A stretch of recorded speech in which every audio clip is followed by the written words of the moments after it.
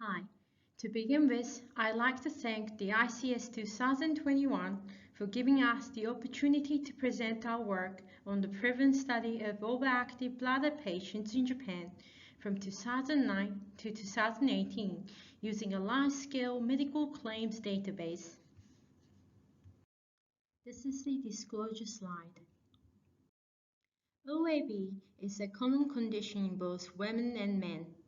The OAB prevalence has been measured by population-based studies in many parts of the world. However, data are lacking for Japan. Therefore, the aim of this study was to examine the 10-year trend prevalence of OAB using the large-scale claims database in Japan. Here is the methods. The database utilized is one of the largest health insurance claims database in Japan. The target period was 10 years from 2009 to 2018, and we analyzed the adults aged 20 years to the maximum age of 74 years covered in the database. The determination of OAB cases will be described in details in the next slide along with the patient flow. The prevalence, both the annual and age adjusted by sex, were estimated based on the official Japanese census in 2013. This study was approved by the university's IRB.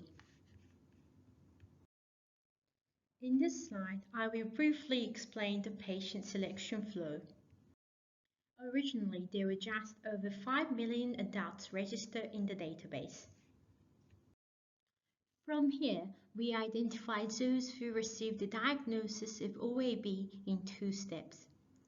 First, we used ICD-10 code, but it doesn't have subclasses, so we used the Japanese standardized disease code for further identification, and we are now left with 70,000 OAB cases. You may notice that the ICD-10 code in the online abstract is different from the one on the slide, and I'd like to apologize for this mistake. In the next step, approximately 600 of OAB suspected cases were eliminated. Finally, we selected those who were diagnosed in the adulthood, and this left us nearly 60,000 cases for the analysis. The first result here is the OAB crew prevalence, and each line represents different age group. It's a well-known fact that OAB rates are heavily influenced by age, and our results clearly display the age-dependent increase in OAB prevalence. The topmost green line being the oldest age group, followed by descending age group.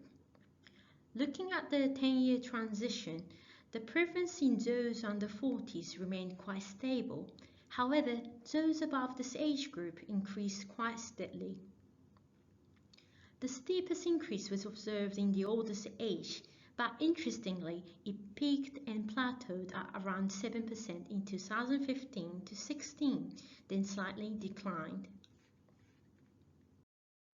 Here, the sex and age-adjusted OAB prevalence is shown. The three solid lines in the bottom covers all the age range, while the dotted lines above them are above 40 years of age. Interestingly, when compared by sex, female prevalence exceeded the male prevalence in 2016. And female OAB in those over 40s increased the most by 2-fold in 10 years.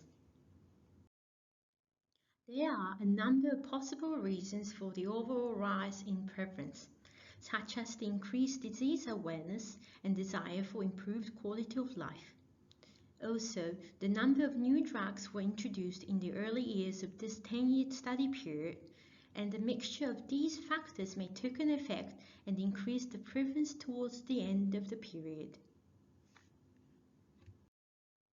In this study, we provided prevalence rates of OAB in a very large population, and the rates increased steadily over the last decade. Particularly, the female OAB prevalence was higher than males in the last couple of years.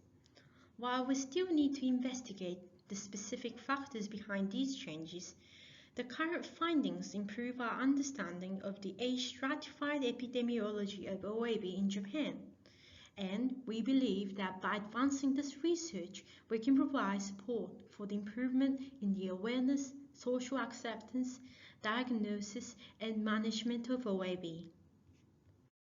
This is Ian. Thank you for watching.